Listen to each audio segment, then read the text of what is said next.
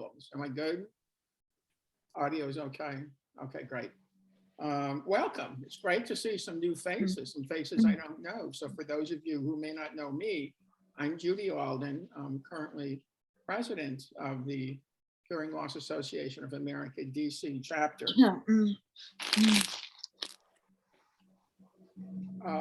This program promises to be of great interest to us. I'm particularly interested. I use a lot of technology, but that doesn't mean that I am understanding communications. I may hear it, but understanding it can be a challenge. So a few words before I hand back to Russ, who will introduce our program today. I know we're all looking forward to it. Before proceeding, a quick review of Zoom. First of all, please everyone mute. It's at the bottom of your screen. There's an icon for a microphone. Please mute so we don't hear extraneous noises. And certainly when you're ready to speak or if questions arise, then unmute. But until you're called on to speak, please mute. The video, next to that icon is the video icon, except for Wendy, who's already recused herself. If you could please turn on the video so we can see you. Our chapter is trying to build community, engage with one another, and it sure helps to see faces. And it's also, I think, helps with the presenter to see reactions. So please leave your, I'm getting a smiling yes from our presenter. So please leave your video on. Thank you very much. That's really helpful. Captions at the bottom of your screen. I'm assuming by now that you've all hit the CC button, which means we have captions available, which are provided by our wonderful captionist, Natalie. These are real-time cart captions. And also at the bottom is a chat box. The chat box is useful if you have, as the presenter speaking, have questions in the moment to enter your questions, and we'll certainly address those, if not during, at the conclusion of today's presentation. Screen placement. Also, with all these options, you can call up on your screen at the bottom of your screen. If you click and hold the captions box and the what's the other one called, the chat box, you can move those around on your screen so they're not interfering with the gallery of all these smiling faces. I think those are the key functions so we can all benefit from using Zoom today with our speaker. A word about HLAA membership, and some of you have heard me say this before, others of you may not have. It's always worth repeating. HLAA-DC is a voluntary membership-based organization. Your membership and participation and engagement are really, really critical to continue to provide these programs, provide live captions, and do advocacy work, which we do in the community. If you've already joined HLAA and are a member of National and the DC chapter, thank you very much, much appreciated. You know the benefits. On a national level, you get Hearing Loss magazine. You understand all of the state-of-the-art information shared on HLAA's website.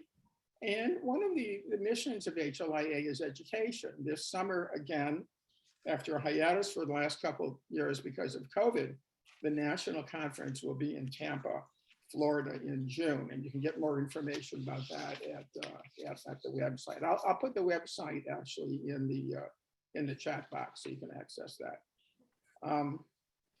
New this year, and I hope you find it useful, it's certainly really beneficial to the chapter, with appreciation to Lisa Ewan, who's on the board. You now can have your Amazon account, if you use Amazon during COVID. I think most of us are using Amazon at no additional cost. And I'll put this link in the chat box and this information. You can go to our website for further directions. It's very simple. Even I did it. If you know me, I'm not very technical. And so you make your regular Amazon purchase, no additional cost, but a percentage of that goes back to our chapter. So that's another really great way you can help us. New this year also, you probably noticed when you confirm your the reservation for these programs, we're using SurveyMonkey. This is an attempt to understand how we can better serve your needs as a chapter. So on the SurveyMonkey, you can confirm your attendance to the program. That means Russ will email you the link to Zoom. But also, we ask, are you a member? Would you like membership or information? Would you like to become more involved in the chapter? What are the kinds of topics that might be of interest to you? So we really appreciate your input on SurveyMonkey so we can be closer and more responsive to those of you who are members of our hearing loss community. And thanks to Rachel for introducing that communications. One of the things we hope to do this year is improve communications. And I'm happy to say we're doing that in a range of ways. Okay, enough about me. Thank you. If any questions, always don't hesitate to contact me or any board member. I think everyone's on the call today. Russ, Rachel, Lisa, and Ken, we can all be of help to you, I'm sure. Now, Russ, over to you to introduce today's program. Thank you.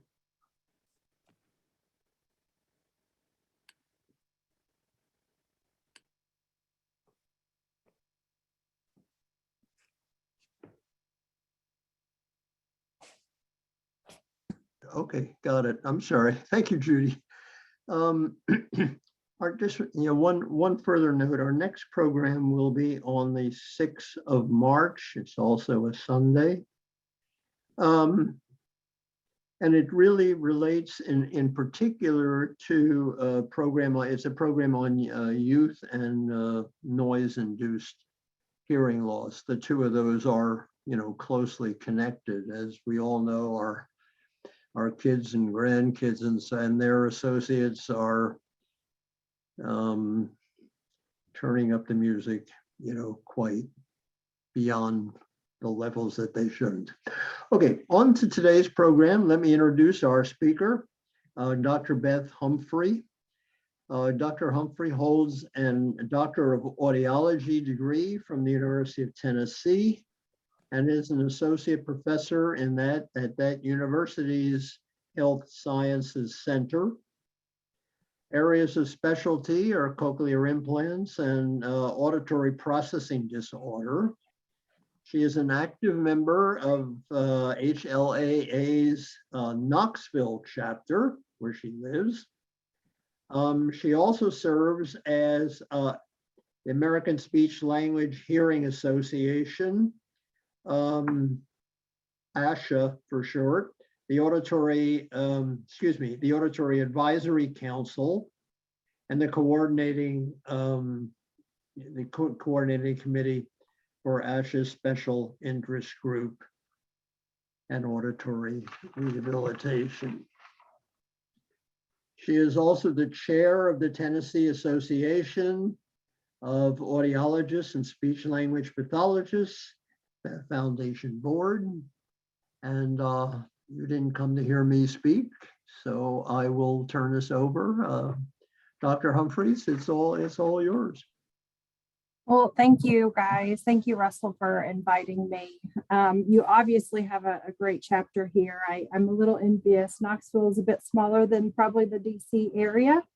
So our chapter is notably smaller, but I'm so glad to see that you guys have figured out the virtual platform and are able to keep it going and remain active. That's something we're still working on around here. I'm going to go ahead and share my screen. Let's see. Okay. Let's see if I can move things around here a little bit so I can see you guys and see what the heck I'm doing. Let's see. All right. So, as was discussed earlier, I welcome you to ask questions. I want this to be informal and get what you need out of it as I'm sharing what I know about practices in auditory rehabilitation. Oh shoot, I just lost people. Hold on a second.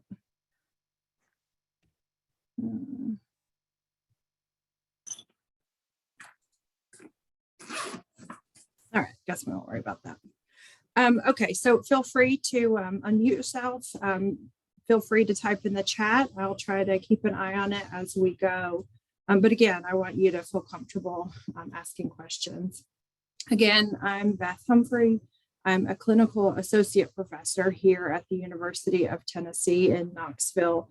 And what that means is I do some teaching, but I also work, most of my work is in the clinic working with people with hearing loss, with hearing aids and cochlear implants and auditory processing conditions. But while I'm seeing patients in the clinic, I'm also educating our future doctors of audiology and audiologists in their endeavors to kick off their career path here. So I'll start off with a little trivia, maybe. Let's see. There we go. So where Knoxville is in the eastern side of the state, and aside from our wonderful academic programs, we are in the SEC and known for our football team, the Volunteers. I like to think that we are becoming to be more of a basketball and baseball school, though. But here's a little interesting note. The Department of Audiology and Speech Pathology has been housed in Neyland Stadium, the football stadium, since, gosh, early on in the 50s. And I don't think you can see my cursor, but on that right picture underneath, where you can maybe see the walkways is where the Department of Audiology and Speech Pathology, and specifically the audiology clinic was housed. We like to tease that we had the largest waiting room in the nation because this stadium seats over, 107,000 visitors. So that was always our little joke. And side note, when we were embarrassed to say that we were in the football stadium. We have now gained a new building, thank goodness. And we are now located next to the Sun Sphere in Knoxville, which, another little piece of trivia, was home to the 1982 World's Fair. I was a young one back then. But now we have a beautiful renovated building that's adjacent to the Sun Sphere right there. So it's nice to go out and take walks and see the sights on a lunch break. But so in our department, I love my job. We work closely, the audiology team works closely with our speech language pathology team. So we have really close clinical and research relationships with those folks. And of course, being on a university campus, we get to collaborate with psychologists and social workers, physicians in the area. We don't have we aren't closely affiliated with the medical center, but of course we have a good network of folks around physicians and primary care providers who work with us and our clients. And then of course, educators that help us with our pediatric folks. So I think I feel really lucky to be in this position, and that helps me kind of live out and put into practice the things that we're actually going to talk about today, which is auditory rehabilitation. So Russ asked me to try to identify what it is, why seek it out, and where to look.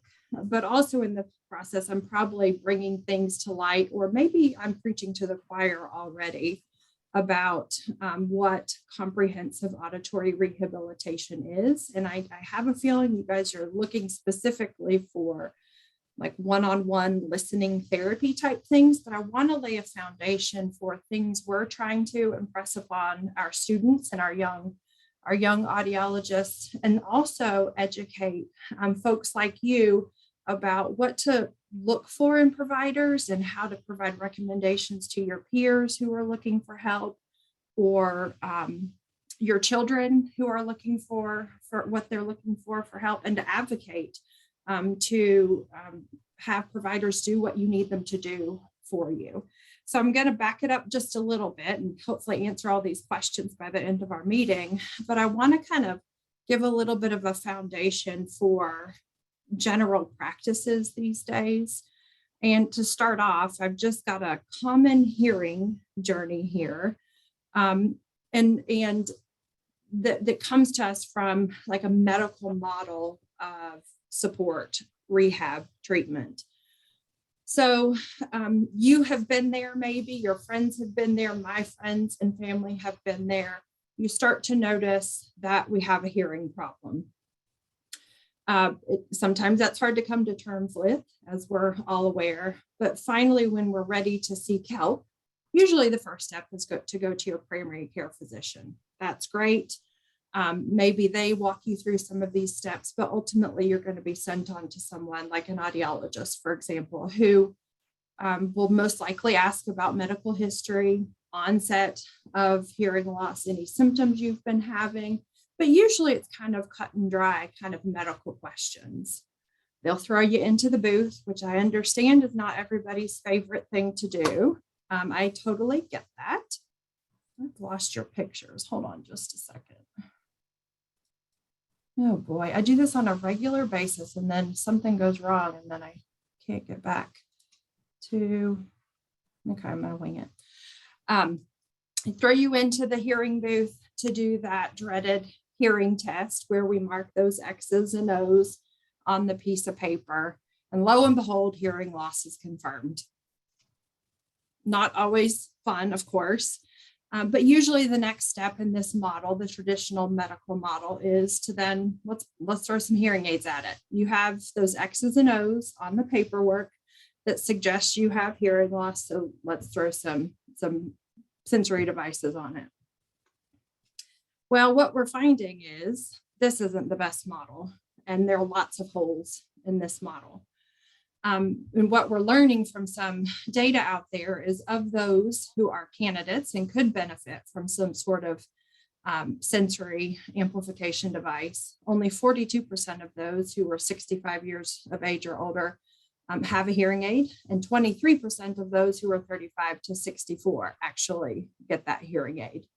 Furthermore, there's a longer process for people who actually invest in moving on and taking that next step between realizing they have hearing issues and actually doing something about it. 6 years often before we do something about it.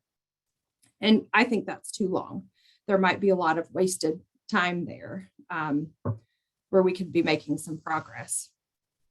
In addition, studies have shown that up to, or 20% of people who have hearing aids don't actually use them. Now, this is a study from the UK, and there are studies from other countries that have found that 57% of people don't use them. That's not great. That's a really horrible model that we're potentially providing suggestions for something, and then it's just not happening. So there's something wrong in that. But what we have, and as a side note, there are actually folks out there who've got an implant, a cochlear implant, and we know that's a bit more of an invasive procedure than hearing aids, but there are folks there that aren't able to use them either. And what we're finding from that research is that it's a multitude of reasons why people aren't using the devices that are suggested and recommended. Some of it's just they don't feel like they benefit like they expected. Their desire was much more than they're actually getting out of it. There's no clarity. It's not improving their ability to hear. They're having difficulty in noisy situations. Comfort and fit is poor, preventing them from using them on a daily basis.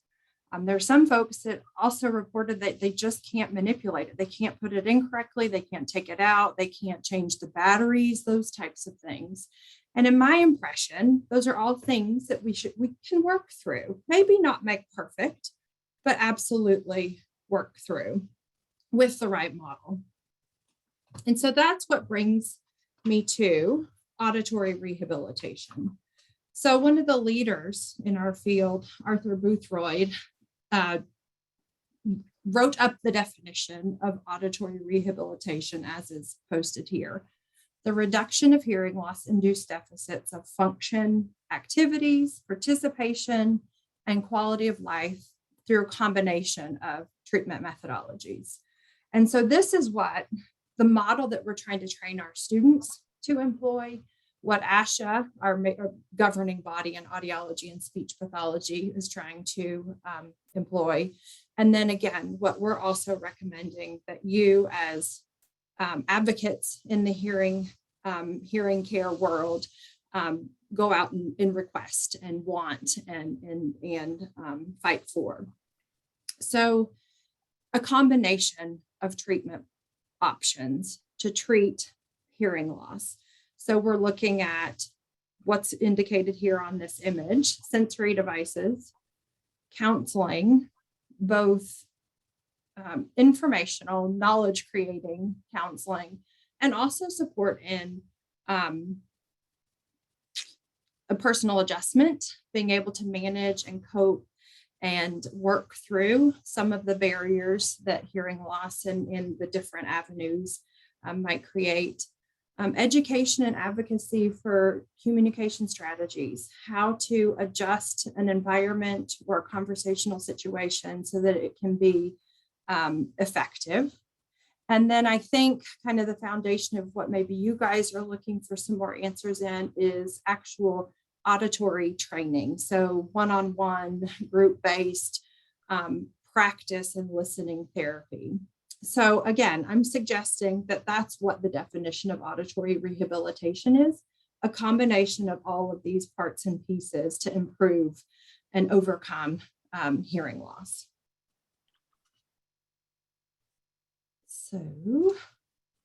So we know that an audiologist or a hearing healthcare provider plays a pretty decent heavy role in this. Mostly and in regular audiology type appointments, we can hit communication strategies, some counseling, and sensory devices. That's in our, all of these things are in our scope. But traditionally, this is where we get reimbursed by insurance and where we can put the eggs, with the baskets that we can put our eggs in. Likewise, and I don't know if this is news to many of you, we have speech language pathologists who can also carry a heavy load and being helping you guys work through some of these avenues of comprehensive auditory rehabilitation. And where they're able to provide services and within their scope of practice, of course, is counseling support, communication strategy, education, and the direct auditory training. So we're going to work through all of these components of auditory rehabilitation through our discussion here. But let's get back to a comparison of the model that I mentioned before, that medical model. As a part of this comprehensive auditory rehabilitation plan, we have to change our mode of operation, basically, moving from a medical, I see a problem, I can fix it type of treatment model to one that's a little bit, well, more holistic, more comprehensive. It brings the person with hearing loss and potentially family members into the model where we create a partnership to figure out a good, solid, sustainable plan to treat hearing loss. There should be a dialogue to understand what the person with the hearing loss is dealing with, what constitutes a good quality of life around their hearing loss. What are the listening needs? What are the priorities that the person with hearing loss is looking to achieve? It also means ongoing support through informational counseling, personal adjustment support, trying to figure out maybe not something that I as an audiologist can do, but if we need to bring in another professional to help manage some situations, that should be identified in these relationships. Of course, that also involves ongoing support for the sensory device that's selected and how to manage it and take care of it and use it successfully. And then also this component of advocacy, communication, training, and any therapies that we need outside of that. And what we're finding is this is not a crazy model. Some providers are resistant to it because they feel like it will take maybe more time that they won't get paid for. But that's not necessarily what the research shows. The research is also showing that if we have solid conversations about things, sometimes that gets us to a resolution or a better plan than faster than otherwise. What this model has demonstrated is that there's an improved satisfaction with the shared treatment plan that's developed, and there's a better adherence to the treatment that's recommended. So a better use of hearing aids, more confidence in using it, better ability to manipulate the device, and again, more buy-in and better outcomes, basically. So this is that common hearing journey that I started out with, that medical model. So now we're going to flip it a bit. We're going to throw in our person-centered model where there's that shared partnership. And basically what that means is, rather than just thinking about the X's and O's, the wins and how significant hearing loss occurred or how significant it is, we're going to have more conversations about how, what the perception of the person with hearing loss has about their hearing loss and how it's impacting relationships, how it's impacting job performance, how it's impacting their ability to participate in the things that they love to do, with an ultimate goal to focus on what is a good quality of life and how can I, as the hearing healthcare provider, help that person along the journey. So rather than just suggesting you need a hearing aid, we're going to have a conversation about how would a hearing aid fit into this model that we need to help you do better, or do we need to be looking at something else to help you manage in these situations? Nonetheless, though, it's going to be shared decision making. I'll share my expertise on what I know about the nature of hearing and hearing loss and communication. But you're going to tell me what you feel like you need. Do you have fears about it? Do you have limitations for actually making it happen? And how can we come to a mutual decision and treatment plan that's going to work for you? That's the goal in this holistic treatment plan.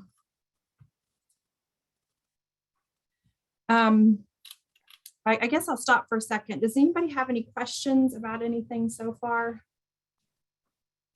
I don't see anything in the chat, but I'll give just a second in case anybody wants to unmute.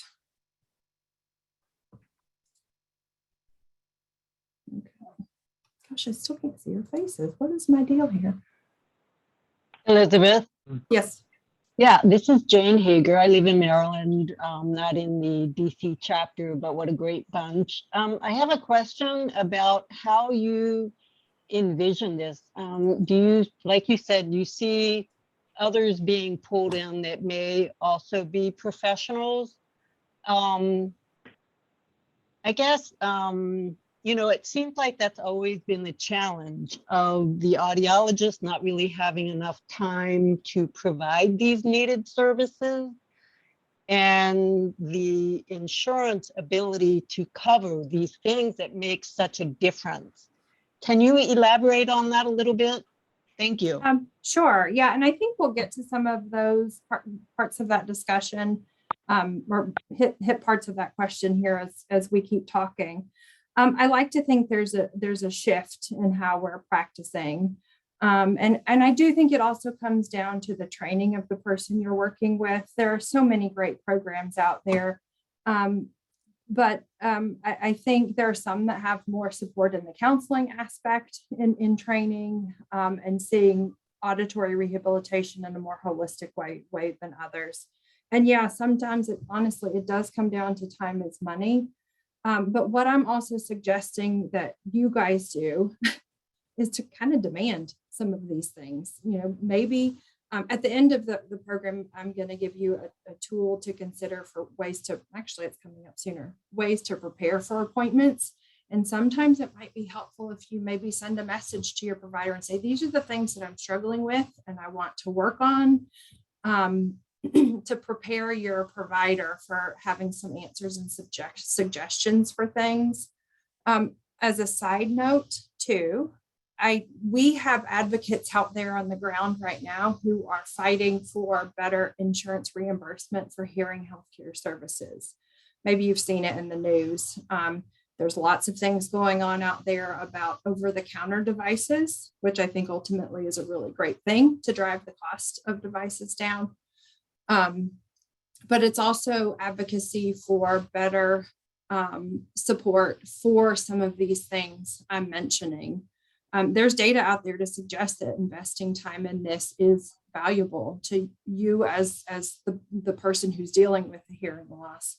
And hopefully we're going to find ways to have insurance better support you with that. Sometimes it also just comes down to the practice, though, ultimately, and looking at finding some place to go right now that has this ideal way of practicing, finding someone who has built it into the practice. So it's a big nut to crack. I'm not saying it's easy, but I think if we kind of all continue to ask for these things, that, you know, maybe we'll get better support in legislative, insurance, reimbursement, and then more and more providers will recognize, gosh, I could be doing things in a different way that could be really helpful. So no easy answers, I'm sorry. This is in a sense, a follow-on question, you know, if you will. Am I correct in saying that most medical insurance and Medicare will not pay for auditory rehabilitation by an audiologist, but will, you know, for a speech pathologist? Yep. I'm wondering whether that's, you know, it's a matter of the audiologists not appreciating, you know, the full dimensions of their clients, their patients' needs, or it's a very practical, or maybe it's a very practical limitation. Well, audiologists are trained to do these things, but again, insurance just doesn't cover it for us. We're seen as diagnosticians, and I'm not going to get into the history of that. Audiologists didn't map that out very well. But yeah, it's a limitation that lots of us have in figuring out how to still have a profitable practice. Sorry, you guys, at the end of the day, we got to keep our doors open. But then too, if it's even if insurance doesn't cover it, lots of programs have found that people with hearing loss don't buy into needing that auditory training, listening therapy. And I think we have to shift the model on that too. So it's kind of a messy area, but I think we're headed in the right direction, that in a way that will benefit people with hearing loss and help maintain and keep audiology practices afloat. Okay. Oh, can I just say something? Oh, Mhm. sorry. I'll just add, if you don't mind. Russell, audiologists are still classified under Medicare as diagnosticians. SLPs are classified as those that can do intervention. And because of that, they can get reimbursed. And that's where Beth is saying, where through legislation, they need to change how we're classified in order to be able to have insurance and Medicare be able to reimburse audiologists. So it's not our knowledge base, it's how we're classified. Does that answer that question? Sorry, Beth, if I interrupted there. No, that's great. That absolutely is it. And again, that part of the legislation that's in the works right now is looking to reclassify audiologists. Thanks for sharing that, Larry. Yes. Okay, let's keep going here. So let's hit at the counseling aspect of things here. Now, I'm not a trained counselor, but there are situations that I'm hoping within this model, we can also make appropriate referrals out for additional help. Again, we're working towards a person, family-centered approach to targeting hearing loss. That comes down to information-based counseling, the what, whys, hows of what your hearing loss is, how the sensory devices work, how to troubleshoot, but also some personal adjustment counseling in there. Sometimes the diagnosis of hearing loss does not come easy, and it can be earth-shattering.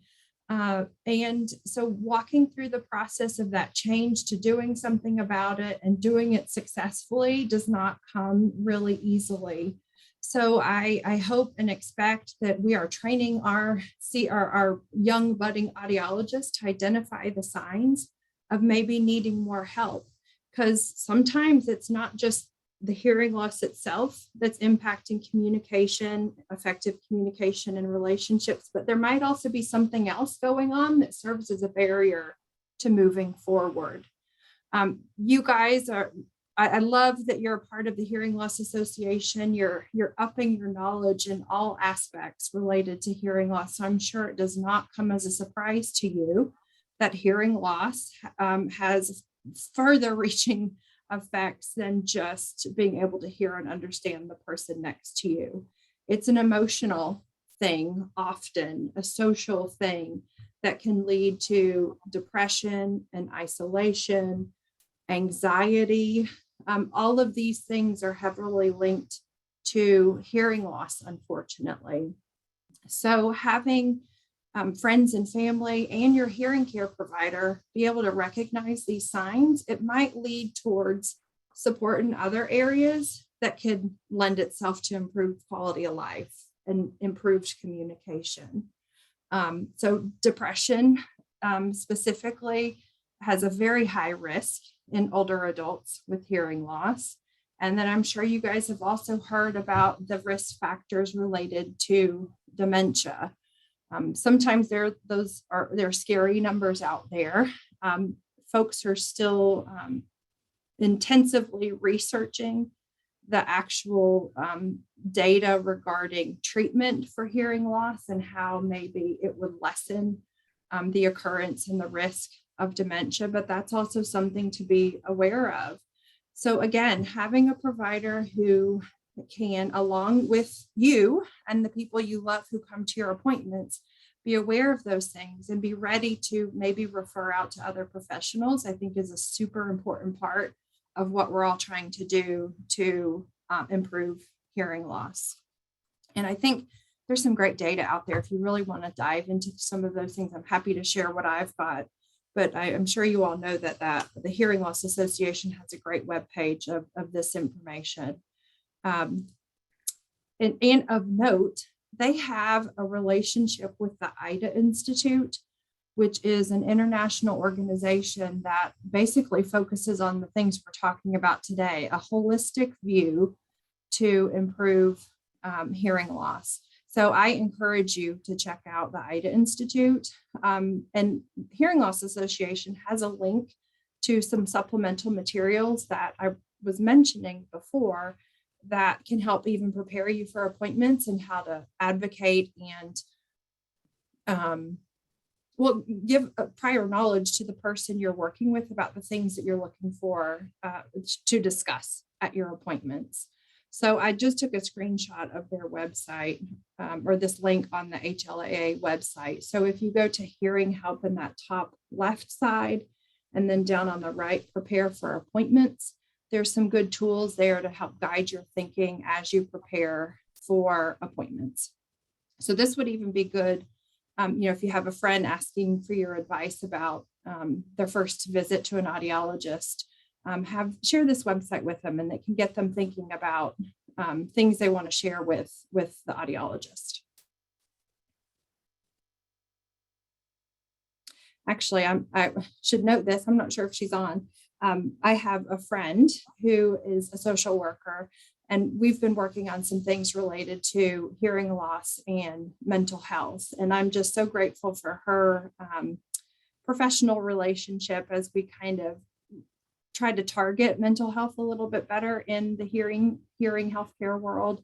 And I think she's coming to speak with you guys maybe next month or so. So I think that will be a great talk. But I am so grateful for other professionals who are driven the same way we are, and we can share ideas and overlap in our practices and support for folks with hearing loss.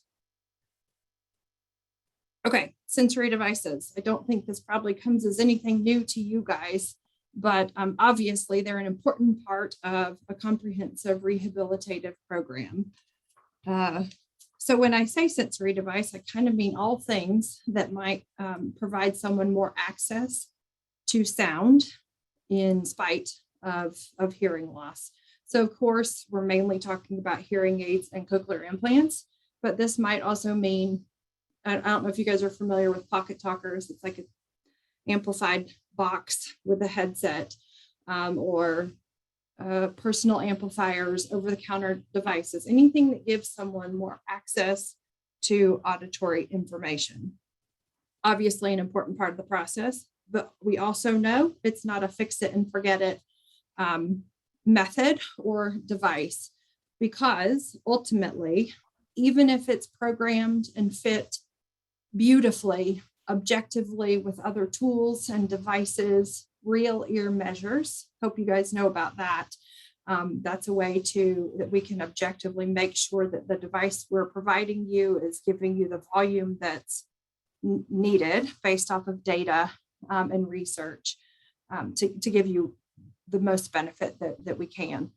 But we also know, even if fit perfectly, it provides access to sounds, absolutely, but it doesn't restore normal function, unfortunately. And I think that is often misunderstood. I mean, you can turn on the TV and see commercials about hearing devices, and they tout clarity and hear again, and my life is going to be perfect when I get these. We know that's not the case. And hearing loss imposes deficits in not only detection, but processing of sound. Frequency resolution is often not as similar as it was before. There's still distortion there. And hearing aids, even if you spend the most money on the best technology, it's not going to restore your hearing to normal. And I know noise, even though the sound processing in these devices are impeccable and the best directional microphones are in the devices, we still struggle with difficulty in noisy situations, cocktail parties, those types of things. But they're an important part of the plan because it gives more access to sound. And of course, along with that comes effective counseling and support, troubleshooting measures to make those devices be as effective as possible. But I also think it means, as part of our comprehensive plan, to constantly reevaluate how it's working for you in different situations. Talking to your audiologist about how I went to this specific meeting with this specific situation and it didn't work right for me. So circling back around to see if there were programming adjustments we could make or ways to modify the fitting of those devices or using them that are an important part of the plan. Sharing the highs and lows in that shared partnership is important to make those devices work as well as possible. But also within those conversations about the devices, can we look at other things to also use that will further improve the listening situation? So on the screen here, I have, I've totally forgotten the name of it. I think it's called, it might be the partner mic. But it's a microphone that's attached to the woman there in the middle of the picture, wears it on the lapel. And then ultimately through wireless transmission, it's sent to the person's hearing devices or cochlear implant who has the hearing loss. So in this situation, you can see the party kind of there on the left image. The microphone can pick up who's talking and send it directly to the user of the devices and hopefully bypassing or at least minimizing the effects of maybe distance and noise in the room, also reverberation as well. So when we're talking about sensory devices, absolutely ear level devices are often the first step, but if that's not doing it, circling back around to figure out, okay, what else can we do to fix this situation that's really important to you? I know TV is important to me, as much as I hate to admit it and try to prevent my kids from watching it all the time, but that's a part of my quality of life. I like to binge watch shows. If that's a part of where we're struggling, having a conversation and identifying that to maybe come to a decision to get a TV streamer that plug into the back of your TV and it routes the audio from the TV directly to the hearing devices without bothering the other people in the room. Or telephone is important. I can connect to my phone. I hear what the person is saying, but I just can't understand. We know in this day and age, especially with COVID, there are oftentimes we can't be in the same room with the people we love and need and want to talk to. Transcription calls are an awesome way to work around that difficulty hearing over the phone. The landline home transcription phones have been out for quite a while, but now we have better access to mobile phone transcription. So there are lots of companies out there that have this capability that with a little prior setup and knowledge and experience, this might work really well for folks who struggle to hear over the phone. So again, having conversations about what works, what doesn't, and what the heck else can we do to address these important situations that are necessary for life is integral in having comprehensive auditory rehabilitation. So I'm going to go back to, I think I see a few questions in the chat box here. Just going to pause for a minute and try to answer maybe a few of those. One question, have you addressed the problem that many audiologists have very little knowledge of cochlear implants? Is there a move to better train audiologists to be better trained in this area? Well, we have a great training program here, and I think most audiology programs have pretty strong cochlear implant training programs, some more than others.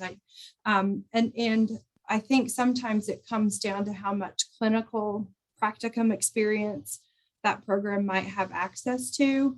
And it could also come down to how interested the future audiologist is in cochlear implants. I mean, ASHA, our governing body, and the credentialing board associated have certain requirements for training in cochlear implants. But also it could be that there are some folks who have less training because of the physical location they're in and accessibility to surgical programs too. So I like to think that we're headed in the right direction because obviously this is an effective treatment for hearing loss, but I also like to think that it's growing across the nation. So it might just be a matter of, if you're looking for an audiologist who has more knowledge in implants, just asking around to figure out where you might go. Another question, would you expect today's audiologist to provide this holistic approach or assemble a team? I like to think that we're headed in that direction. It's absolutely what we preach here. It's what our governing body preaches. HLAA and their partnership with IDA are on board with it. So I think it's the message that's running rampant. And I think with legislative advocacy and actually turning that into translation across the country, I think we're headed in the right direction. So I'm just going to keep my fingers crossed on that one. So David asked, in this model, there are two roles, audiologist and rehab specialist. Who would be involved in keeping me up to date with advances in technology that might help me? Well, I like to think it would be your audiologist who would provide most direction, or your hearing healthcare provider, whoever that is. But so, and again, that comes down to discussing with them what works and what doesn't, and finding additional solutions. Also, there's great information on the internet, to be quite honest. There are great programs like the Hearing Loss Association that can keep you up to date with things. But also, I think I'd encourage you to work with or stay in tune with the company of the device you're using. There's great information about the details of your device, how to use it, how to take care of it. Lots of the sensory device manufacturers also have YouTube videos if you're trying to troubleshoot an issue or have forgotten how to do, pair to your phone, for example. There's some great information on the internet that can help you with that. But again, I think what you're doing, being part of your local hearing loss association, also keeps you in tune. You guys are challenging each other to support one another and share ideas and opinions. And I think that's also a great line of defense to stay in the know.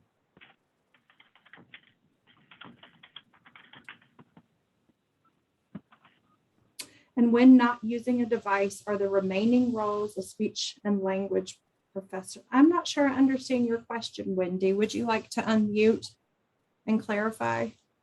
Yes, I can't have a hearing device at this point because of sensitivities. So the audiologist said until I have a lot of other medical specialists assess what I may or may not be able to do, she didn't recommend, even though my hearing is bad enough so that otherwise I would have devices.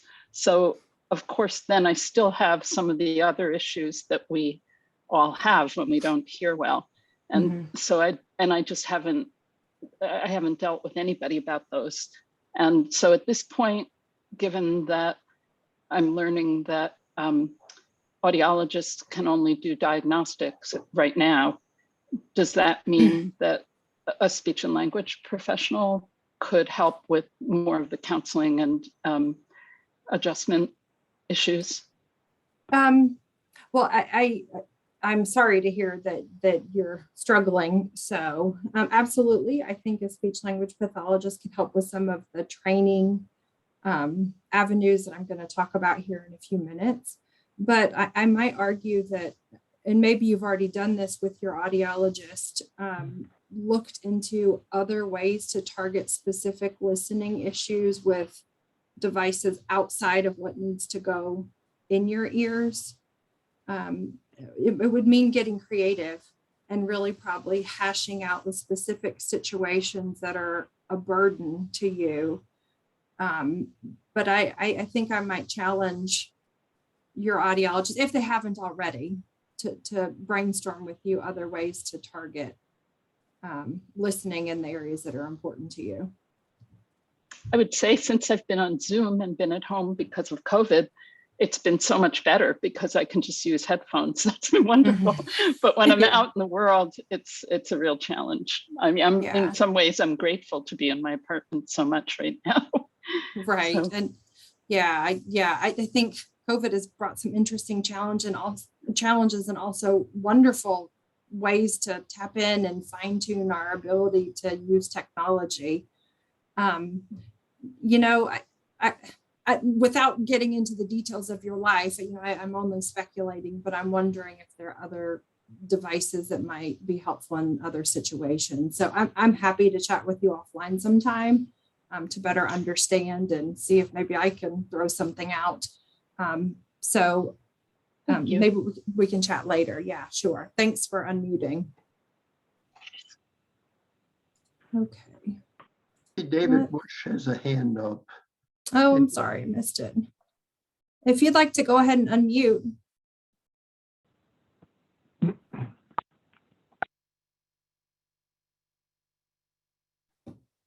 I'm not seeing the hand up anymore. But I see that Jane posted a question. Speech reading and LACE programs might be helpful in lieu of device, especially caption phones. Google Pixel 6 is great. Yes, we're going to talk about some of those computer-based programs here as we keep going. I totally agree with you. All right. Here. Okay. So let's move on to communication strategy and advocacy type training. I think sometimes this stuff kind of comes naturally. You guys are living this every day of your life, but I think sometimes it doesn't come as naturally for some folks. So these are just a few pictures of some solid reminders for ways to manage certain situations and certain folks that you're communicating with where you're still missing parts and pieces of conversation and that could be integrated into sessions with your audiologist or speech language pathologist. So that first one on the left says, with a hand over the print, I can't hear if you cover your mouth. Something so simple, but so easily forgotten. Just as that middle picture, I can't hear you if you don't face me. So I think it gets a good image to people who don't have hearing loss, what you might be dealing with if you're caught up in a situation where part of the message is distorted or physically covered up. That image on the right has overlapping speak one at a time. Again, so simple, but often forgotten by folks who do not have hearing loss. So I know I've heard it a million times that it's just so hard and difficult to ask for people to do things for you. It feels like an inconvenience. It interrupts the conversation, but I can't underscore enough that as someone who has normal hearing, I enjoy conversation when the person I'm talking with understands and can give back to me. So as a person with normal hearing, I want to do the things that means more meaningful conversation with me. Yes, some people aren't as receptive, but having a dialogue and a conversation about what you need in a way that's not offensive, not derogatory, I think will only lead to better exchanges. So again, I think it comes naturally to some people to do these things, but for someone it doesn't come naturally. Maybe setting up the stage and walking through exactly the things to say, to ask someone so that you can hear better is an important piece of this whole puzzle. And setting aside some time for that in your regular appointments or as part of a supplementary program, I think is important.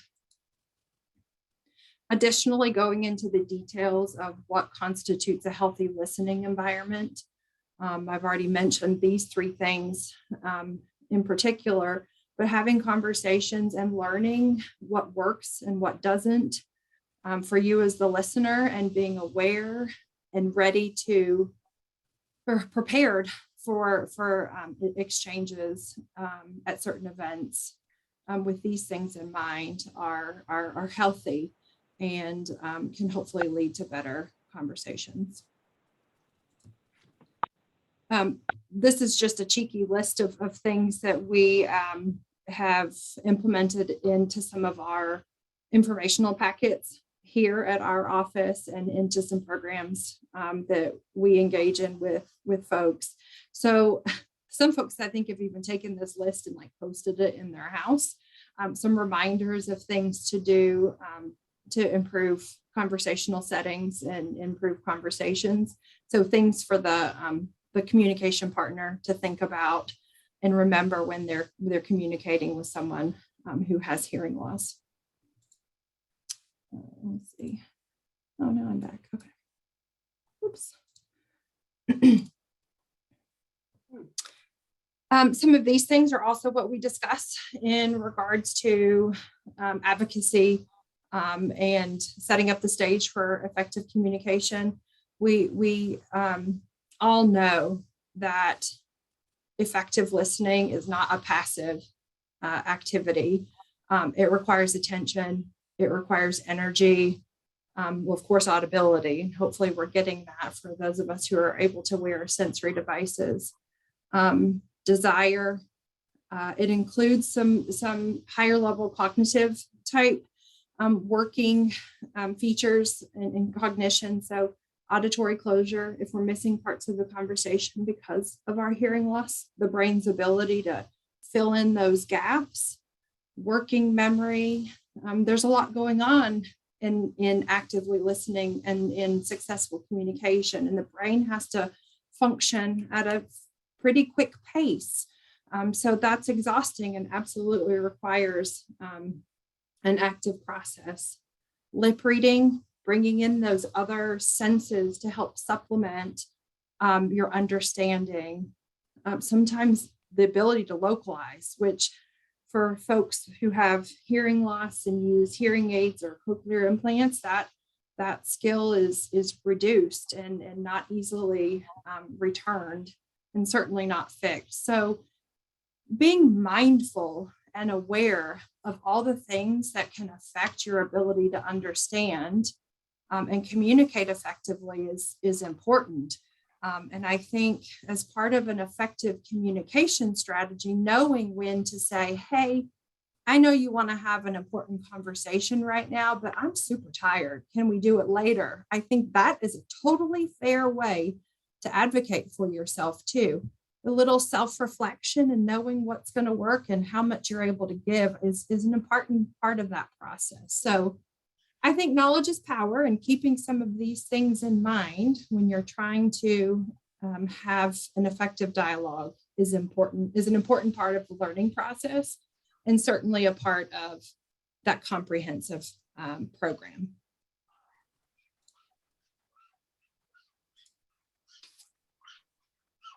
Okay, let's move on to auditory training. So auditory training is known as a lot of things. And admittedly, the audiology world is not great at identifying these different parts, but we're working on it. Specifically, the group that I'm a part of is working on trying to better identify these things. But you might hear auditory training be called auditory rehab, or you also hear the term aural, A-U-R-A-L. So using your ears to listen. But you might also hear it be called perceptual training, listening therapy, brain training, hearing therapy. And if you're looking to learn more, you can probably type all of those into a search bar and find some solid information. And ultimately, we've talked about, yes, auditory training itself, because it's a rehabilitative therapeutic intervention, it is more recognized for speech language pathologists to impart this activity and get reimbursed for it than audiologists. But again, we're working on it. So this can be done in person, one-on-one with a provider, in person in a group situation. It can be done virtually. We have a pretty strong virtual therapeutic program here at University of Tennessee. That's one of those things that COVID has made skilled professionals at virtual therapeutic sessions. And I think for lots of people, even outside of COVID, are really appreciating its value. Excuse me. And like mentioned in the chat, we also have computer-based options for auditory training, which we're going to try to get at, and I hope to provide you a little bit of direction for. But to discuss really what it is, we're talking about communication. Oh, I didn't put that one on there. It can also be communication training. We've discussed that hearing is a passive function. Doesn't just the nature of hearing, getting access to sound, but all the rest of the components of communication are much more active. So listening, again, paying attention, having energy to actively and intentionally engage. But there's also comprehending and the interaction. So being able to receive the information and understanding its meaning and intent, but also the active reciprocal dialogue, the transfer of information back and forth are important parts of communication. So outside of just that passive function of hearing, auditory training, most auditory training programs are designed to hit it listening, comprehending, and that interacting modes of communication. So again, the other components of our comprehensive plan, the sensory devices, the communication strategies, and the counseling, we all know that none of these things are going to fix our hearing loss. So this is another component that helps us use the other components that we've already put into place and continue to challenge our brain and our abilities to get the whole message and to get the whole auditory experience by using those other pieces.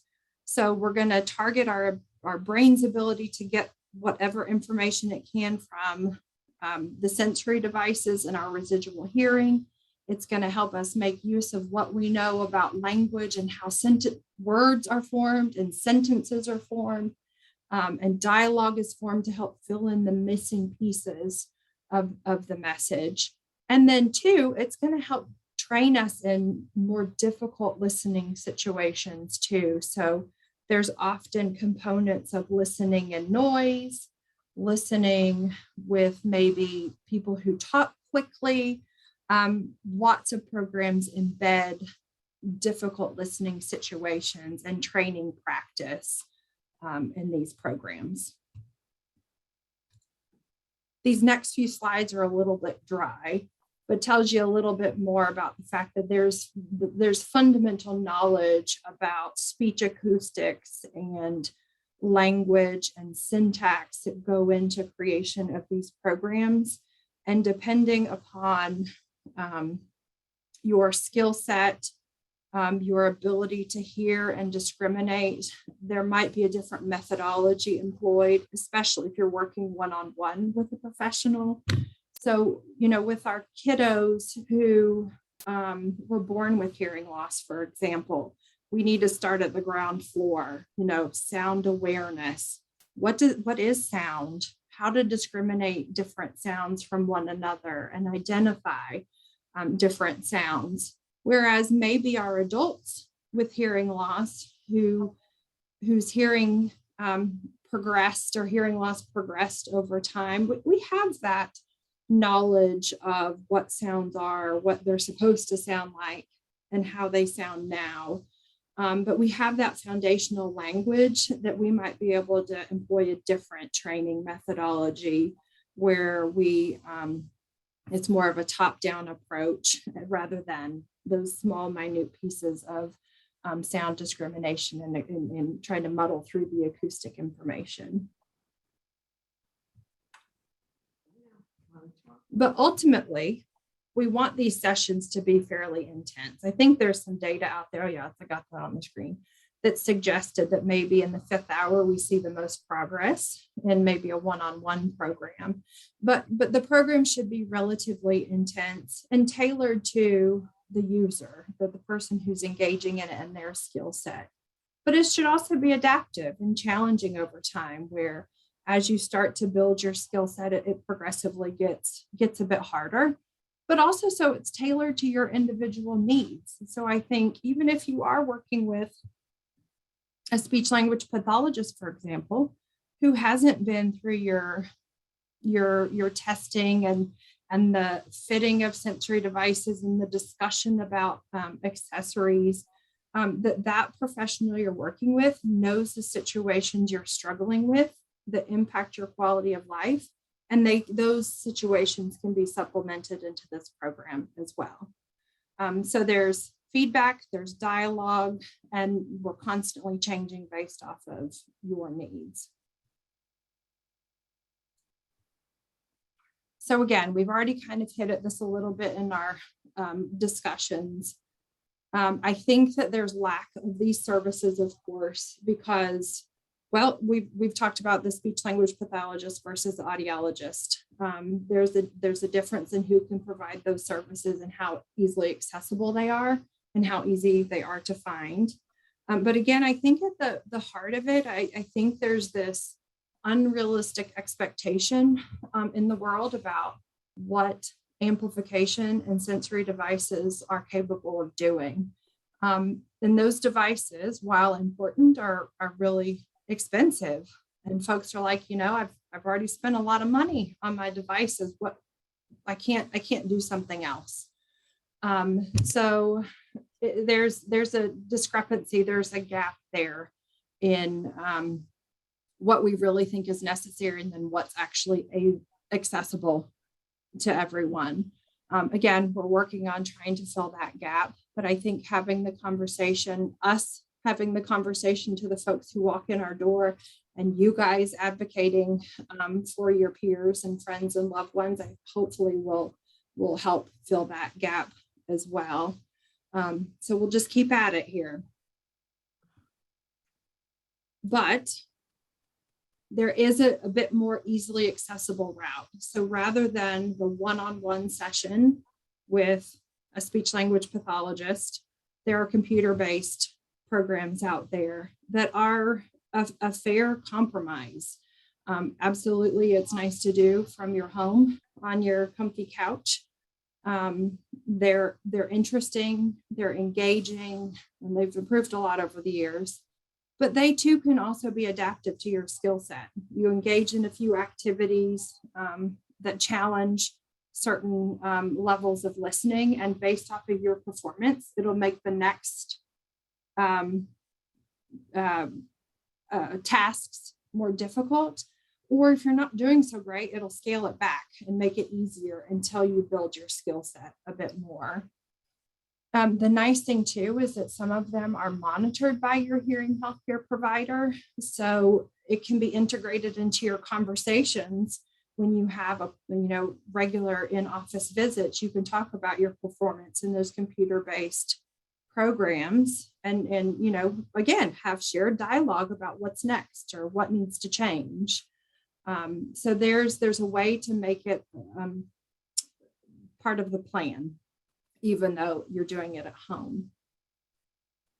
Now, I'm going to go ahead and tell you that I have no financial interests in any of these things that I'm sharing with you, but wanted to give you some real options for things to check out to see if they'll work for you.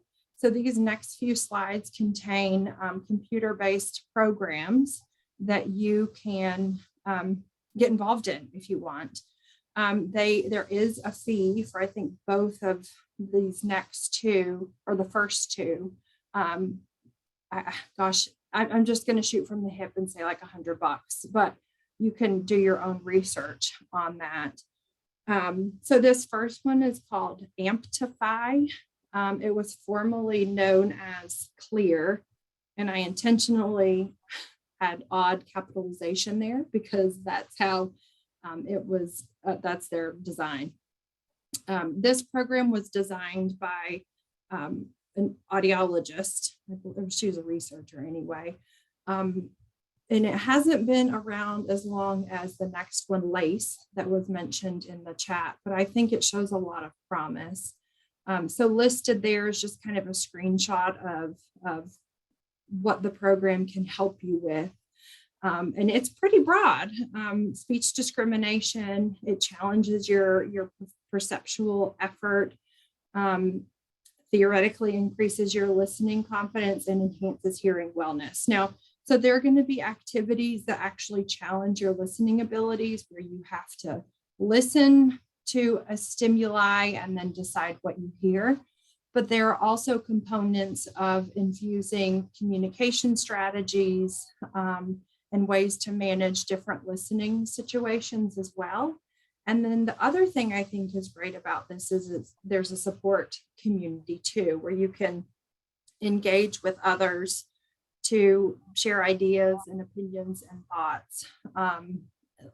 You have a great community here already, but I think, there's another avenue for other ways to tap into things.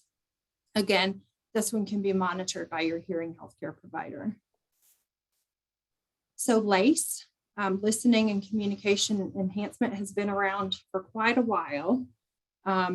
It's pretty well documented that it's supportive, at least in the short term. I've had a little bit more experience with this one. So this one challenges you in speech and noise, rapid speech, so someone who's talking quickly, a situation where there are two competing speakers. So I'm thinking about like at a dinner table, two conversations going on. And it also challenges your auditory memory. I would encourage you to go to their website.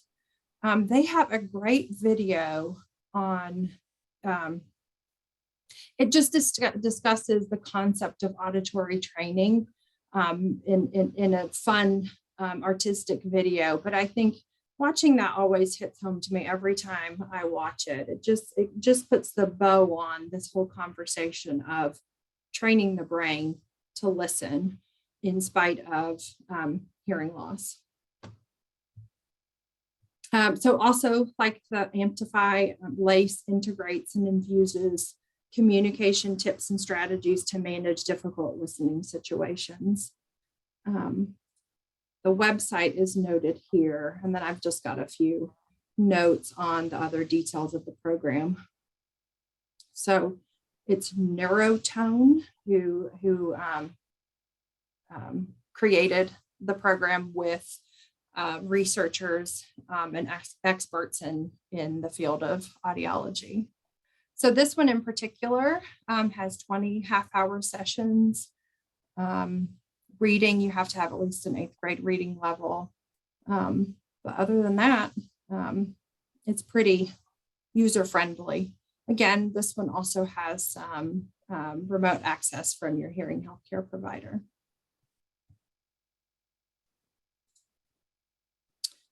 As a side note, hearing aid and cochlear implant manufacturers, honestly, more so your cochlear implant manufacturers, have some great free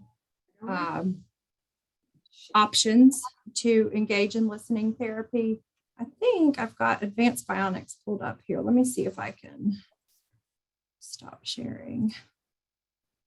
So,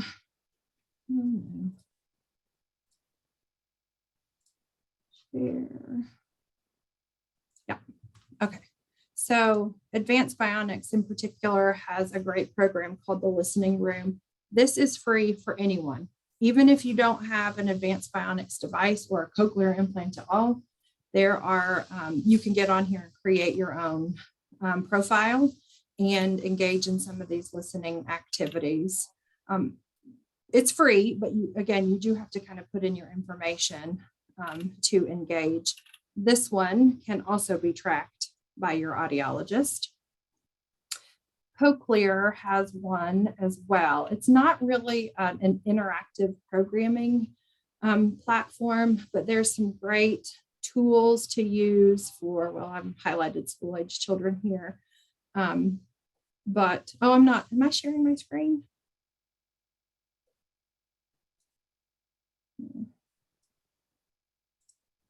Share. Are you guys seeing that screen with Cochlear on it? Okay, very good. So this one's not an interactive computer program per se, but they have some great tools for activities that you can engage in, maybe with your significant other, to help you listen and practice listening. MED-EL has something similar. I just didn't have them pulled up. So check out those websites as well. Okay. You can also find some pretty cool programs just on your smartphone. I just did a search on my Apple phone to pull up some apps that are from the manufacturers.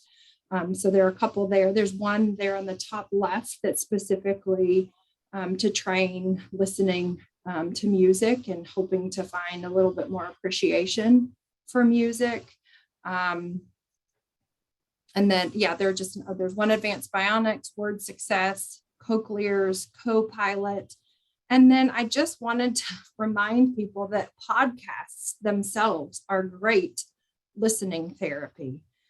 Outside of programs you engage in or professionals you can meet with, I can't encourage folks enough just to listen to anything, ask people what you're hearing, have people read to you, listen to podcasts, anything that can stimulate that auditory pathway and challenge your system to fill in the gaps of what you were maybe previously missing is going to be good practice for your ears and ultimately your brain that's trying to listen to your ears.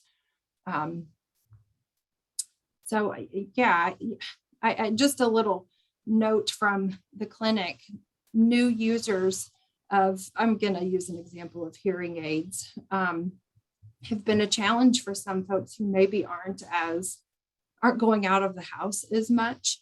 And I guess what I'm getting at is you have to use your devices in order to make them work for you. And I think it's important to use them as often as you can, even if you aren't around other people who you're trying to listen to. So putting them on in the morning, training your system to put them on in the morning and wear them all day long, and just listening to the sounds in your home, or just turning on your TV, even if you aren't really intending to watch it intently. Having sounds in your environment and letting your brain get used to the message that's coming up there, I think is important and invaluable in the long run. But again, there are lots of great things that you can use to help concertedly and intently work on those listening skills. We haven't talked about group therapy yet. So this is something that you might see more often in audiology practices rather than just one-on-one therapeutic intervention. This model of group auditory rehabilitation is out there. So I might encourage you to look for something like this. Here at UT, we had a group program where we went into a retirement community and invited folks to sit and learn and listen with us.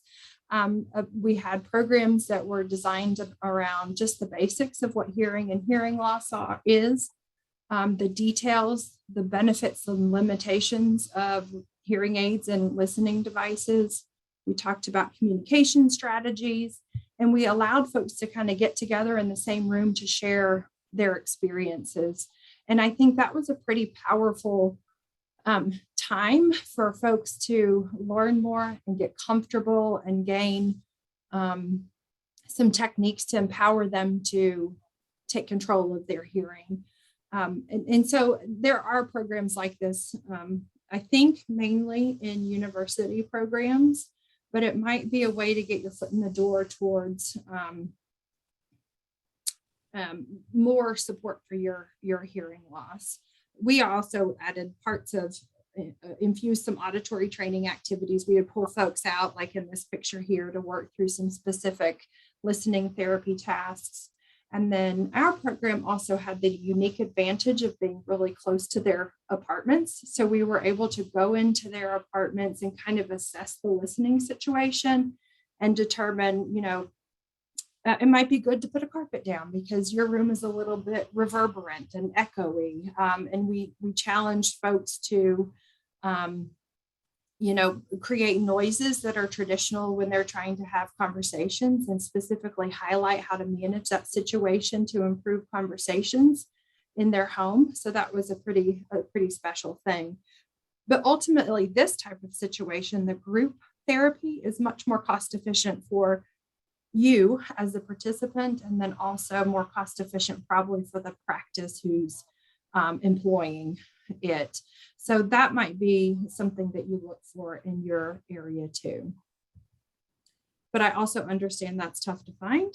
So I've tried to put together a few things to maybe help you find someone who has information about some of these things in your area. And you already have a great network of people here in your group. But asking them pointedly if they've had any experience. I think Russ has maybe had some experience with some auditory training, and he might be able to share more about that.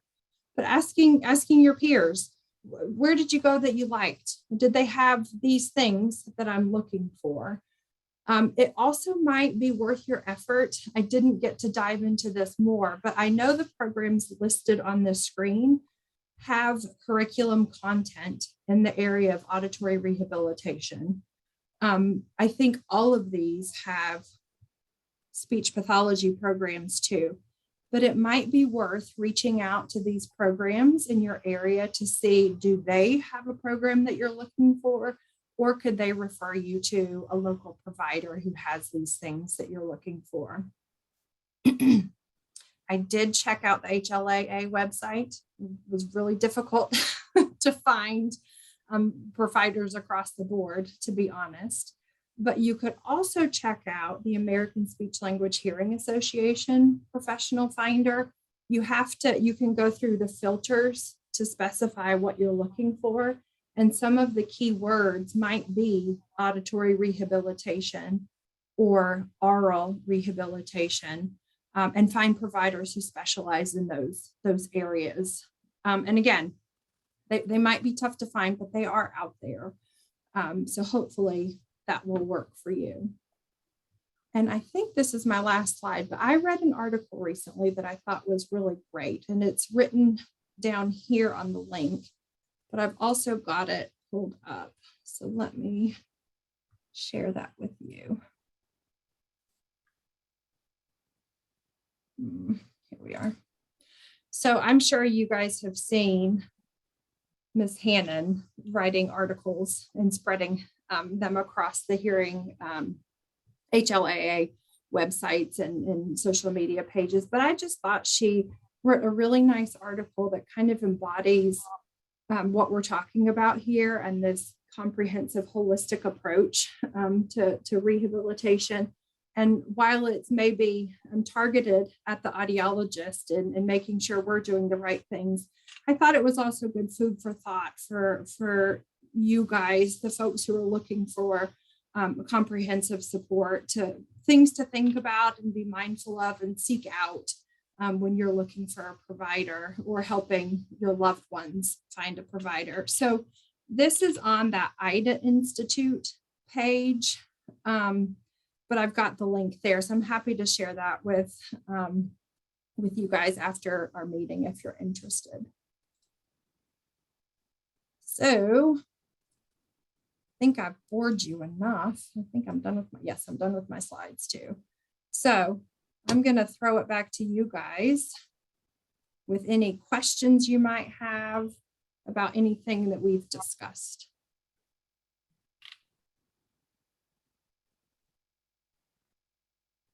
So maybe if somebody is not unmuting yet, I'll go back to the chat and answer some of these questions. Nancy said, it's astonishing to me that no specialist I've ever talked to in the 15 years since I got first hearing aid has ever pointed me toward these auditory training programs.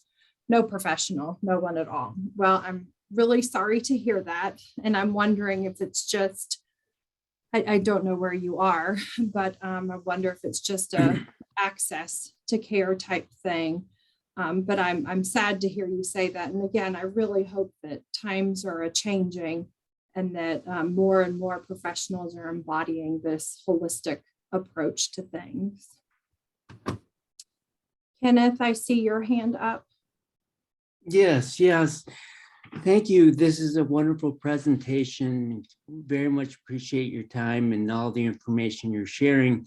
I wanted to ask about a particular, I think I understood this correctly, that you had a meeting where you got everybody in the room that had hearing loss and just shared their stories about what works for them, what doesn't work, tips, et cetera, et cetera. I wonder if you could talk a little bit more about that. And then maybe if some folks here could weigh in and get a little action and talk about, do you think this would be helpful for us to have this kind of program? Sure. So the short and skinny of it is so this is a residential community where there were different levels of living support, but we were in the area where it was independent living. And it was just a group of people who were in all spectrums in their transition in the hearing journey. Some knew they had hearing loss, but hadn't yet done anything about it. And on the other end was a couple who both of them had hearing loss, both of them had hearing aids, and they were super advocates for improving hearing health in their community. So again, it was a time for those who didn't have much experience to acquire knowledge about hearing and hearing loss and the negative effects of it.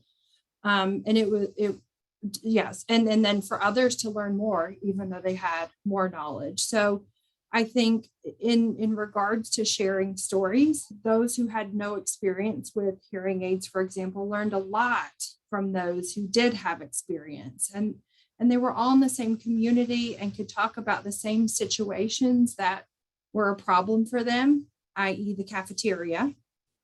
And I think, again, it was just knowledge sharing and a level of comfort where maybe the negative stigma associated with hearing loss was dispelled, because everybody realized, even those of us with hearing loss, we all struggle in certain situations, and that's okay. Let's figure out ways to help each other. Let's figure out ways to move forward in a positive direction. And there's evidence out there to suggest that this group format is really powerful for the things that I've just mentioned offhand. There's data to show that sharing of information with peers is productive. And I might argue that I assume that you guys are kind of already doing this in your group, outside of these kind of less social virtual meetings. When you met in person, there's time to share things with your partners in this group. That's how ours are, absolutely. But yeah, I'll throw it back to you guys. Do you have any thoughts about how that works for you?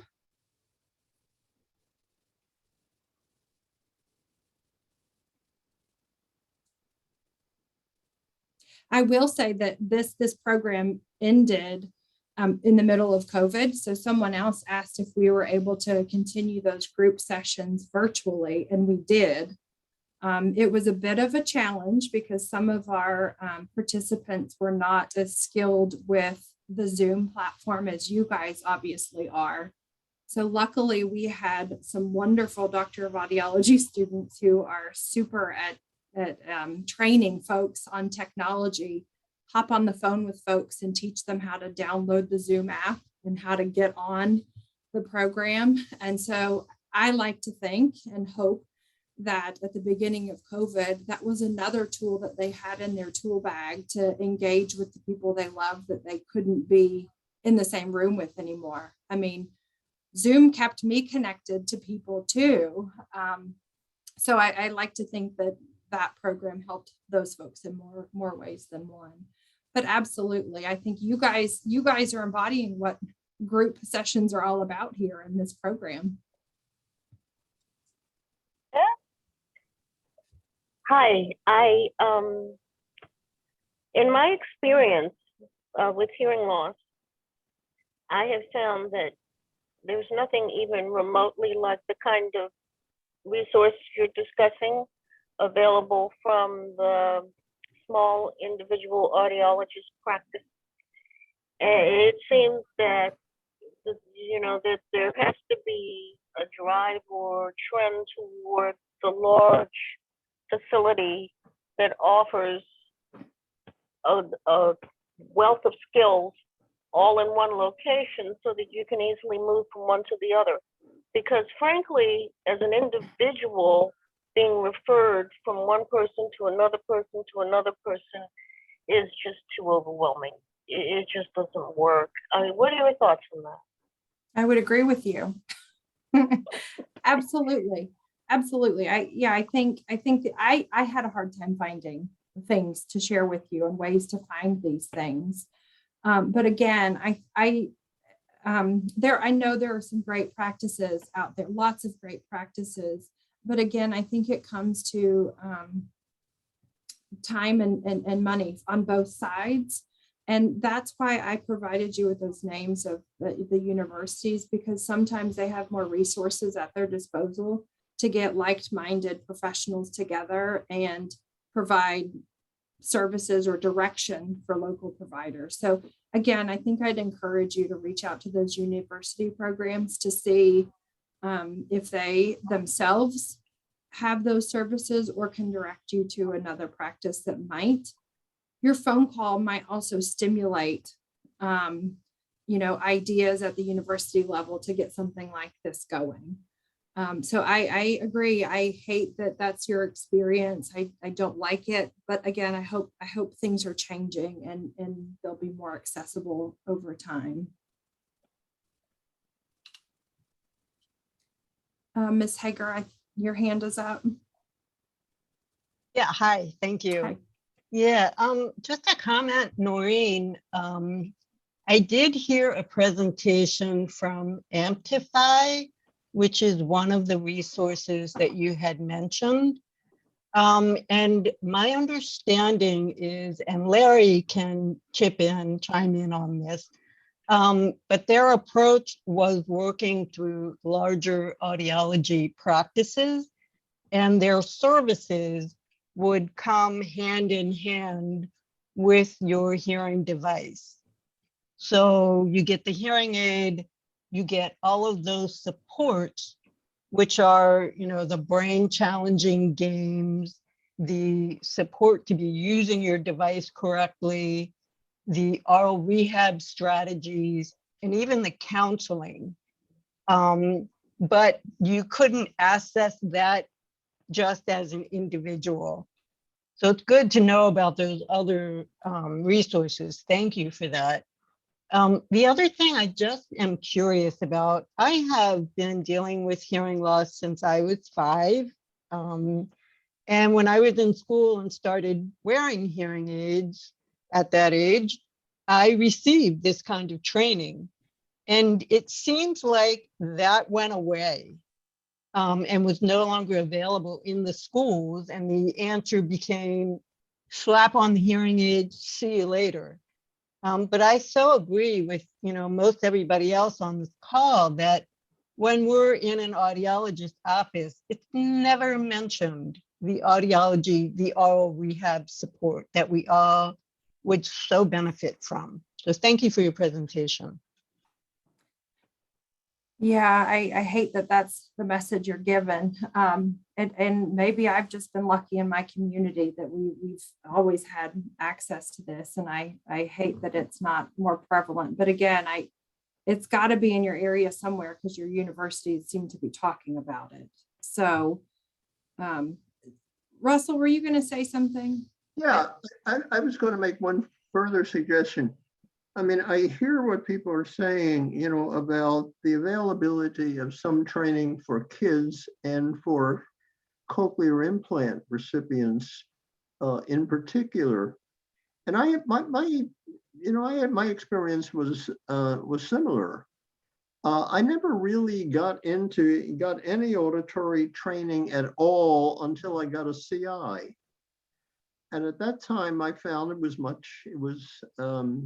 readily available. And I actually, the suggestion I was going to make, not only for people who have CIs, but for people who have hearing loss and so forth, another avenue to pursue, and you've touched upon that, I think, is the universities.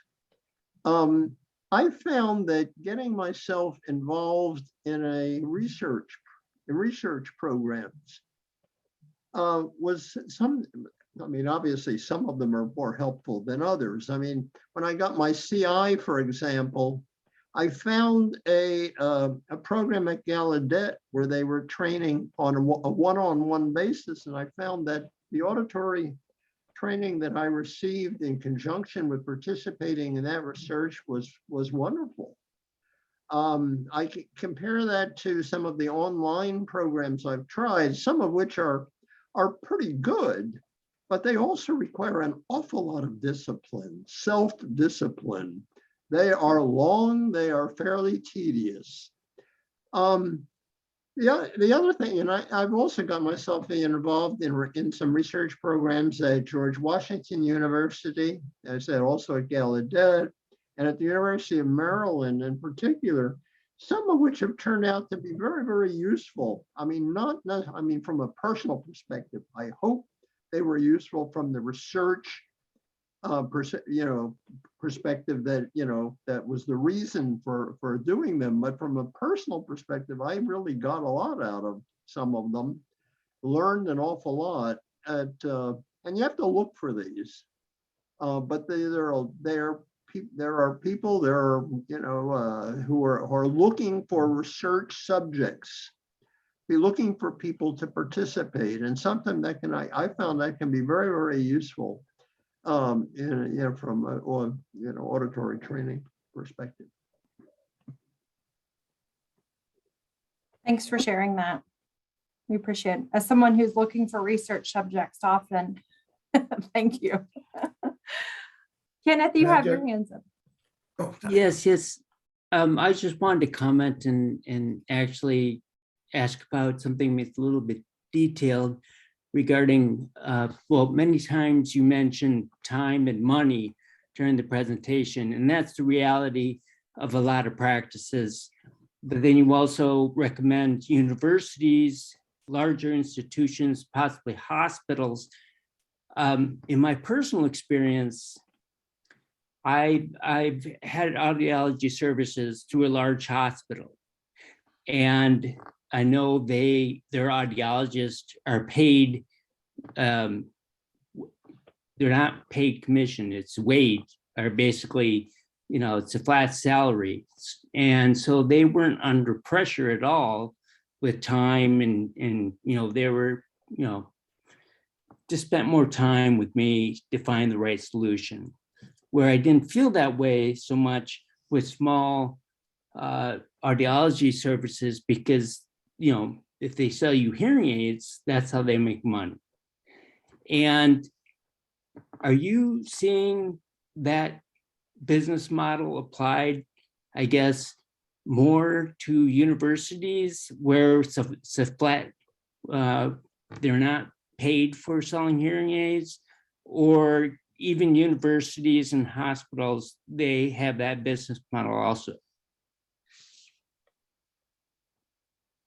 You're opening a can of worms here. I do think the model for audiology practice is changing and will change over the course of time.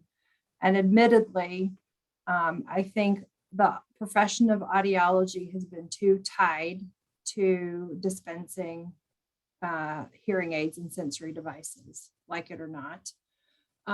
Admittedly, I have to put a disclaimer out there. I've always worked in a medical center or a university. I've never been a private practice audiologist or had to worry about that bottom line. So like you were mentioning, at least universities have a different model for their business, and we have revenues that keep our doors open outside of just insurance reimbursement and dispensing devices.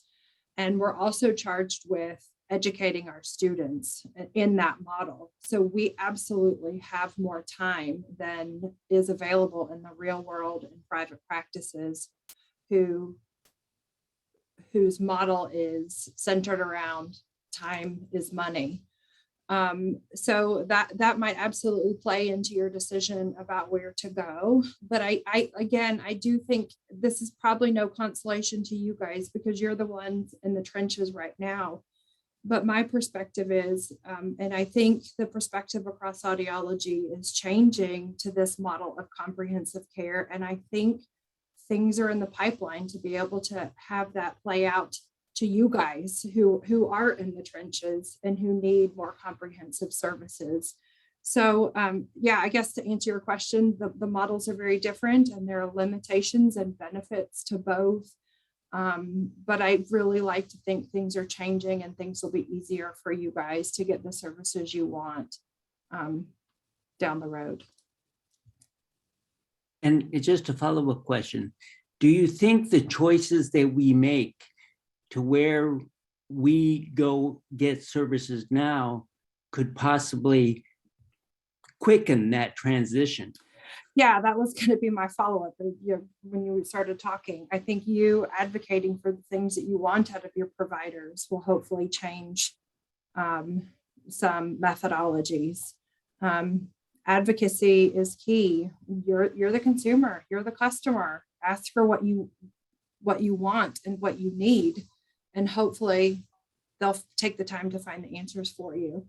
So yes, being involved here in HLA, watching what's going on in legislation and healthcare reimbursement, initiatives. I think that's all important. Knowledge is power, and using your voice for what you need is important. Absolutely. I see a couple more hands up. Larry, I think yours was up first. Thank you, Kenneth. Okay, thank you. How do I lower the hand there? I'm trying to, I'll worry about that after. Okay, I just thought if I could add to what you were sharing, because I've been looking at AR for 35, 40 years. Arthur Boothroyd was my mentor. So, but I can share a few things from just my perspective in watching. I'll focus first of all in terms of the participants or clients.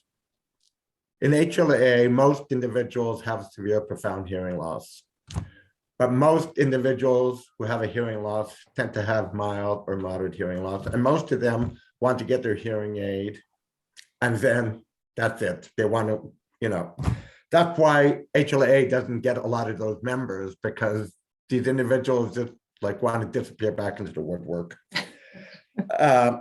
Second, I had a grant where I was looking at auditory rehab, and then I was trying to get it into the clinic, group sessions, and I tried to do like three, like 1.5 hour session involving the spouses and everything.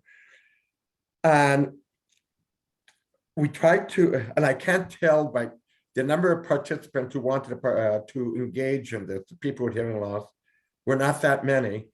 I cannot tell for sure if it was the individuals with the hearing loss or the audiologists and their attitude, making assumptions, oh, they're too busy and they don't want, and they didn't themselves.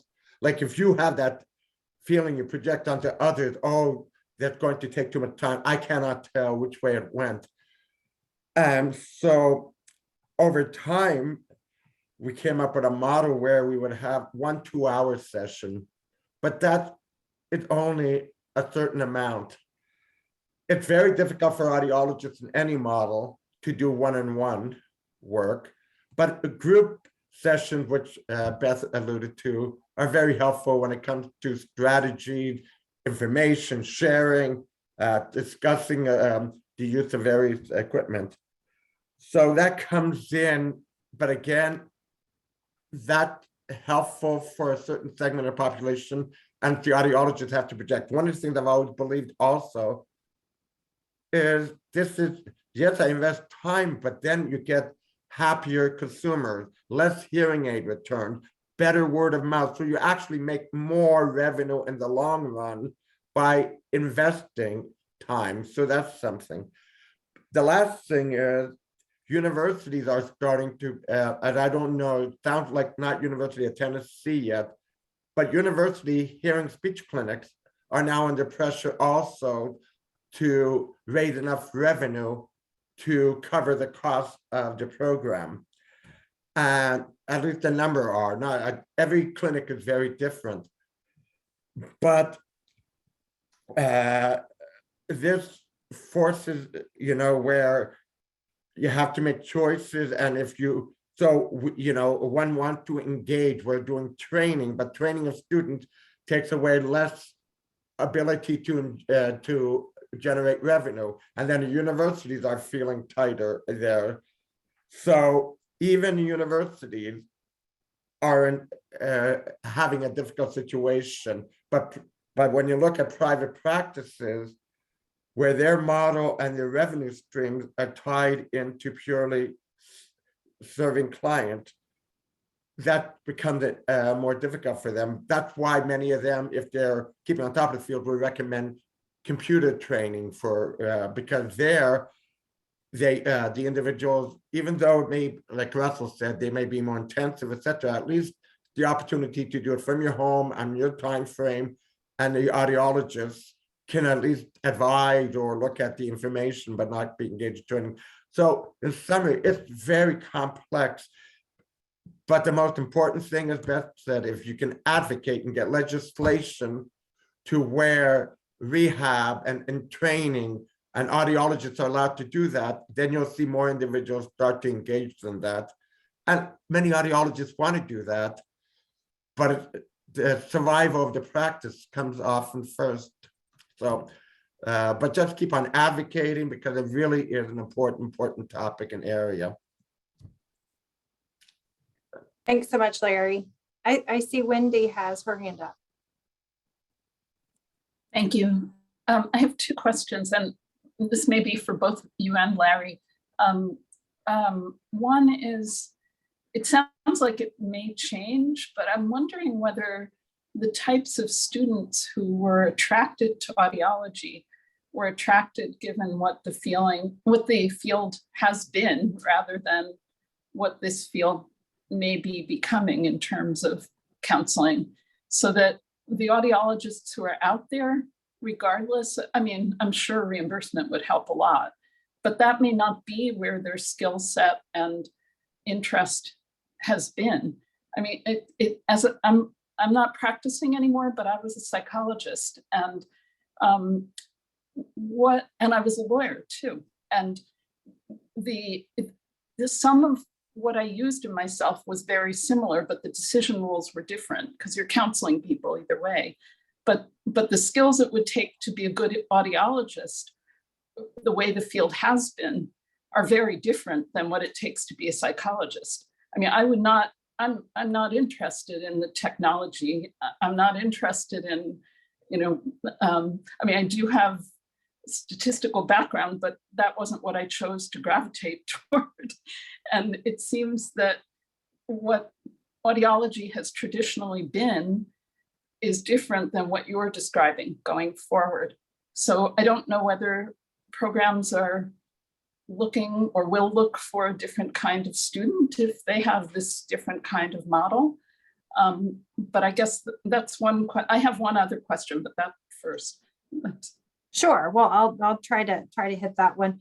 I think we're always trying to adapt our program to the changing times. And I think right now in healthcare in general, there's this mode of course, interprofessional practice, and certainly on mental health. And I think COVID has made us all so much more aware of the influence of mental health. But I think through all this, we hit, our program has always had, I wouldn't say as strong as I would like, but we've had a component of counseling-based curriculum set to identify the needs of the people sitting in the chair across from us. But I'm not sure that that's changed. I think, and we're constantly trying to improve that. I mentioned one of my friends and colleagues, I think she's coming to talk to you guys maybe next month, but we're looking at building a stronger network with our College of Psychology and Social Work. So even though those folks aren't training our audiologists to be social workers or psychologists, helping them see the signs when we need to refer out is important. So bringing a different level of expertise, we're certainly educating our students, but I'm not seeing our students shy away from that over time. I think most of them are coming to us wanting to be an audiologist because they want to help people. And while their counseling skills might not be stellar, that's the fundamental thread that unites them. And I really haven't seen that change. Well, they're certainly all better with technology than we ever were, and adapting to that over time too has been helpful. But I think most of them are ready to do it. Some are more comfortable than others, of course. But here's the beauty of this: you, as the consumer and the person who's looking for a provider, can decide whether or not your connection with your audiologist is good or not, and then go to someone else if you don't want that person. There are always disconnects in that model where you as the person with a health condition and the provider maybe don't gel and you go somewhere else.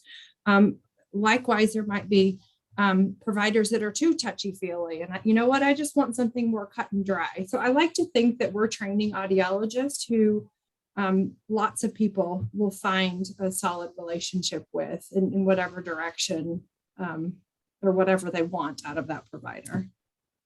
What I'm wondering is about what speech and language therapists are trained to do, as opposed to in the core, sort of the core of it's not so much, I mean, I think your point about wanting to help people with hearing loss is an extremely important one as the motivation for going into the field to begin with.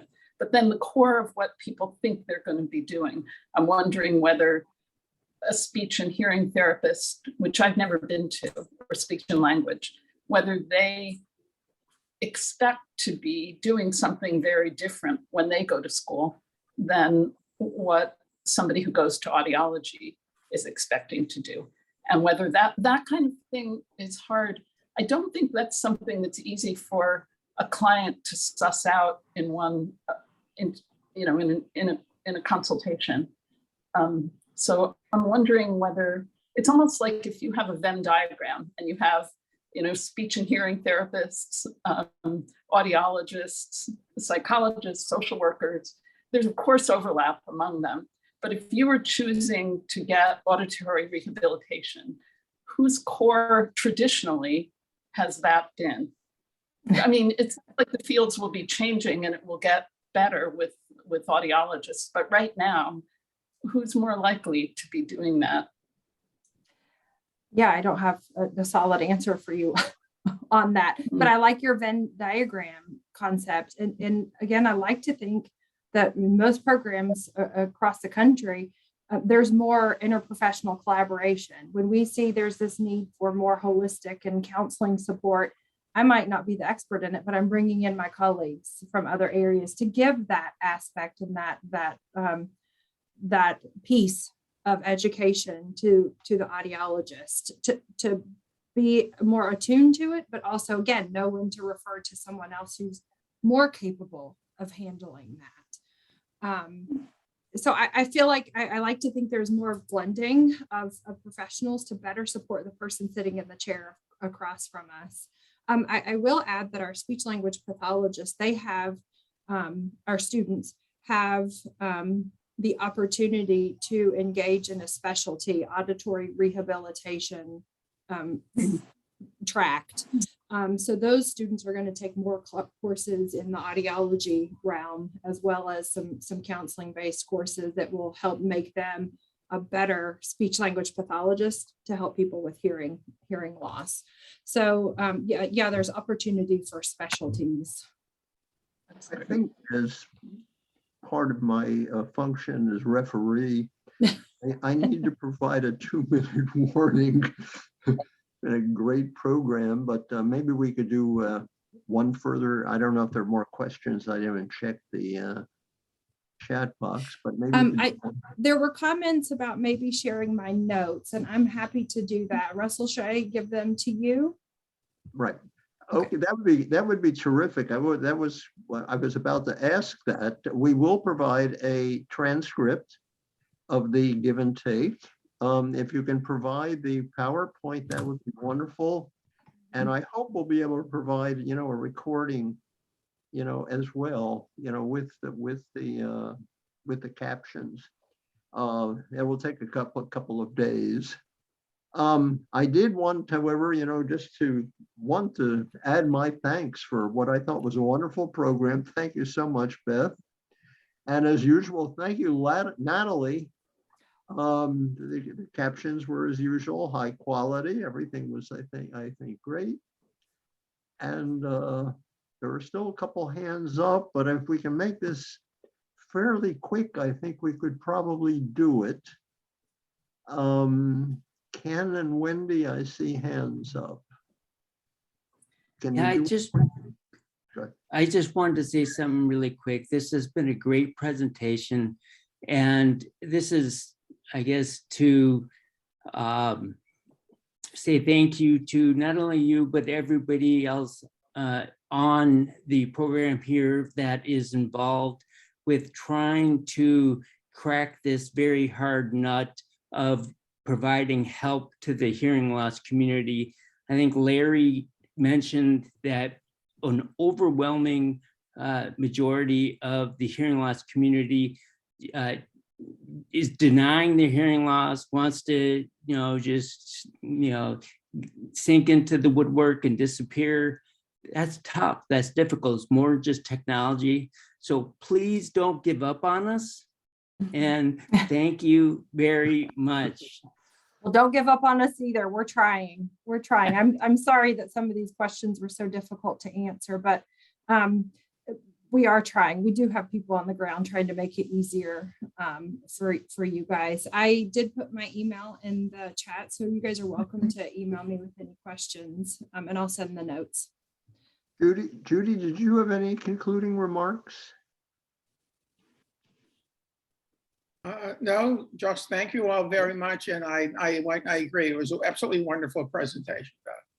Thank Very you. informative. Well, thank you very much. I very much appreciate it, Beth. And thank you all for coming. I think it's been a great program. Thank you. Thank you.